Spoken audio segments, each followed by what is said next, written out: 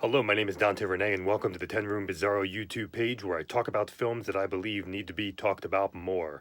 Like tonight's film, this is 1992/1993's To Sleep with a Vampire. There is the cover of the VHS tape right there, and it's signed by the lead actress, to me, Charlie Spradling. To Sleep with a Vampire. And this is VHS. I believe it's never been available on DVD as far as I know. This is a Roger Corman presentation. It says on the front, he'll seduce you till dawn and then have you forever. There is the front cover of the VHS tape. Here is the back of the VHS. Let me try to get some good lighting here. There you go. There's the back. We've got a sticker on there, a used sticker. And here is the front. And this is actually put out by New Horizons Home Video, who you'll know for such films as Hard to Die, and I believe Sorority House Massacre 2, also known as Nighty Nightmare, and I believe some of the Slumber Party Massacres as well. And this is a Roger Corman presentation. We also have Scott Valentine in here. He is the vampire male on the cover of this. And we're going to get into this film here. It says on the back of the VHS tape, he'll love you till the break of day. This is an 81-minute film. It's rated R. Let's get into this movie right here, folks, because I truly believe that more people need to be talking about this piece of cinema right here from the early 90s. To Sleep with a Vampire. What an awesome escape into the watches of the night.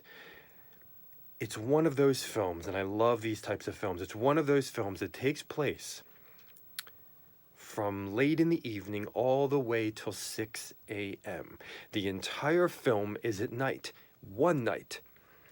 And you're inside of a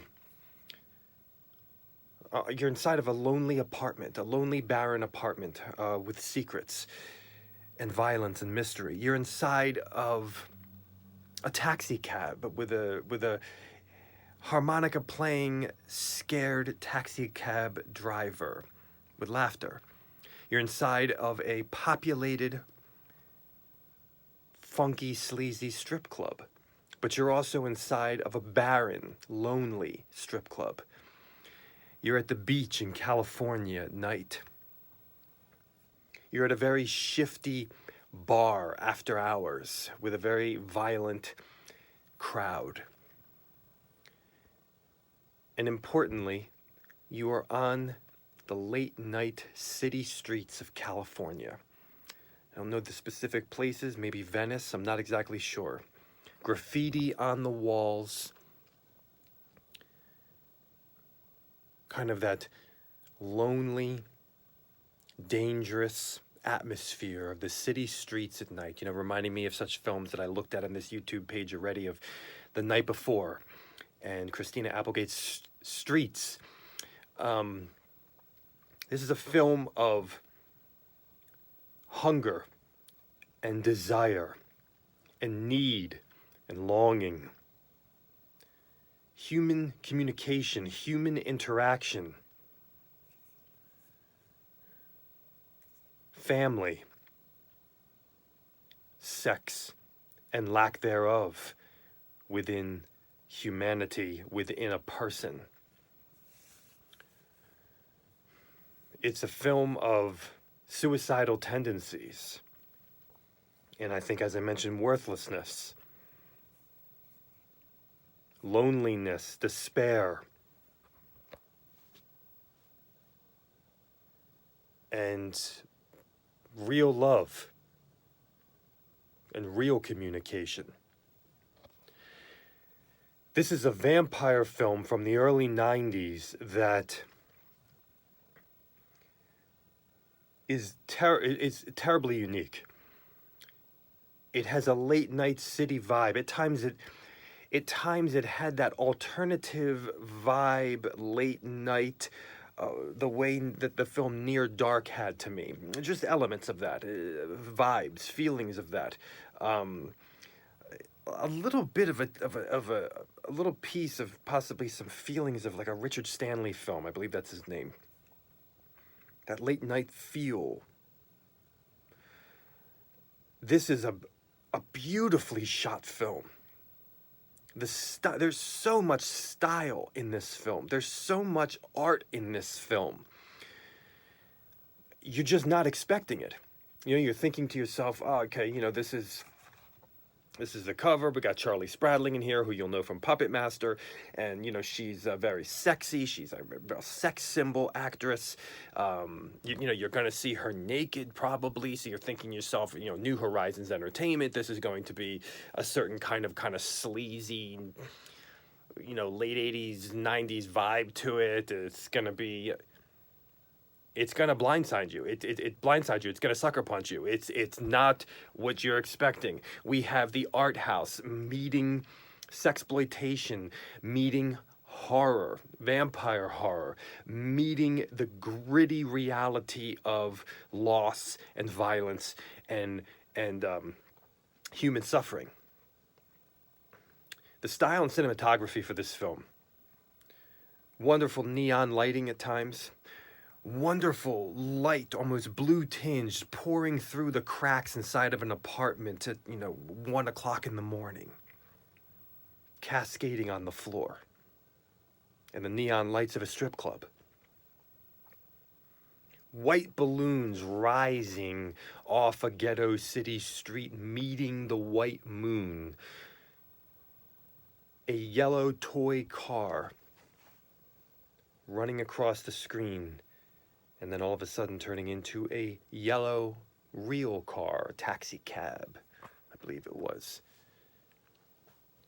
Slow motion, slow dramatic motion, artistic, pills dropping on the floor, glass breaking. The camera is gliding, it's moving, it's wandering. At times the camera is above people, walking, following them, almost reminding me a bit of the more modern film Enter the Void, in certain aspects. So the camera is moving, it's moving wildly, but with restraint and elegance, in a very artistic way. There's poetry to this film. This is a poetic film.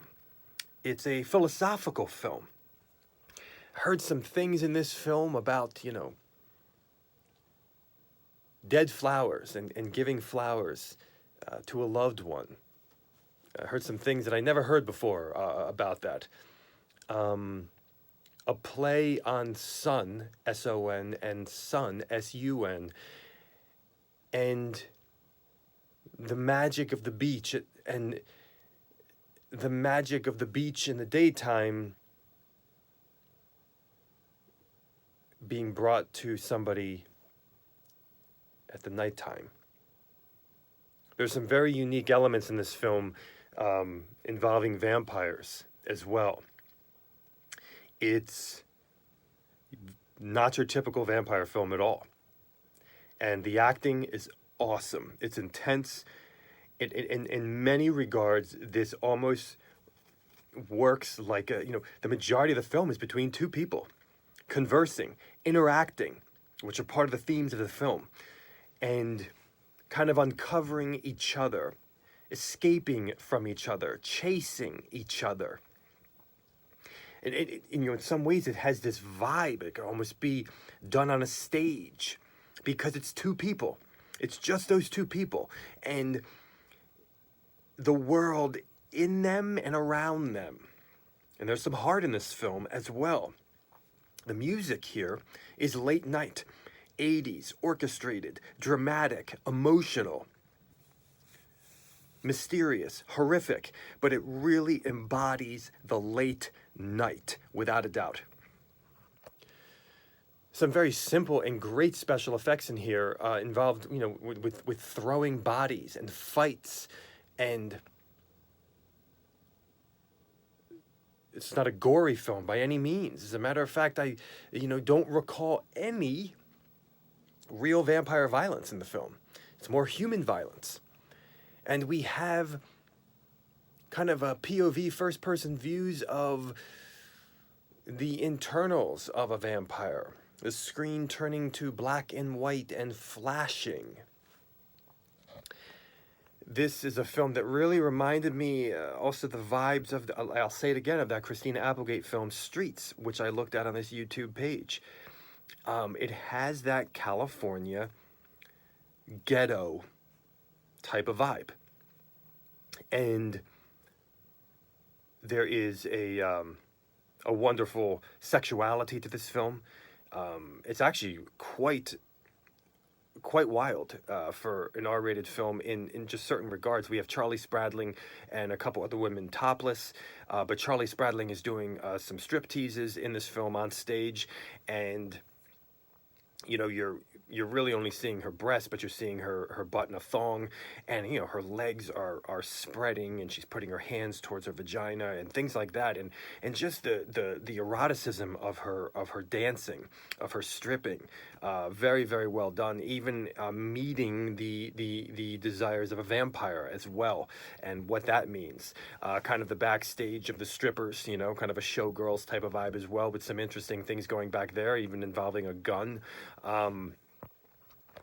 And you know, when's the last time you encountered, you know, suicidal tendencies in a lonely, no one else there strip club, and the atmosphere of a strip club when nobody else is there? To Sleep with a Vampire is a forward-moving film through the nighttime hours, and it starts, and you're trying to figure out what is happening, and then it ends right at the appointed time at daybreak. This is an experience. It's perfect for sleepover, perfect for late night watching. Maybe watch it at figure out when the sun comes up and then end the film as soon as the sun comes up. That would be pretty cool. It says in the front here, the Academy of Science Fiction, Fantasy, and Horror Films Best Film Golden Scroll Award. Executive producer Roger Corman, and music by Nigel Holton. Great music. Directed by Adam Friedman, I believe it is. And we have a screenplay by Patricia Harrington. This is To Sleep with a Vampire. 1992 is the actual copyright on the film itself, and in 1993 is on the back of the VHS. Here it is, folks. To Sleep with a Vampire. Charlie Spradling is very sexually attractive, and she's just awesome in this film. And you know, Scott Valentine, his acting is through the roof. Guys, thank you so much. Please feel free to check out my own personal films, youtube.com/poopy diarrhea, POOPY diarrhea. You can also Google Apartment 1014 Films. Thank you so much for watching the 10 Room Bizarro, where I talk about films that I believe need to be talked about more, like To Sleep with a Vampire. Thank you so much, and good night.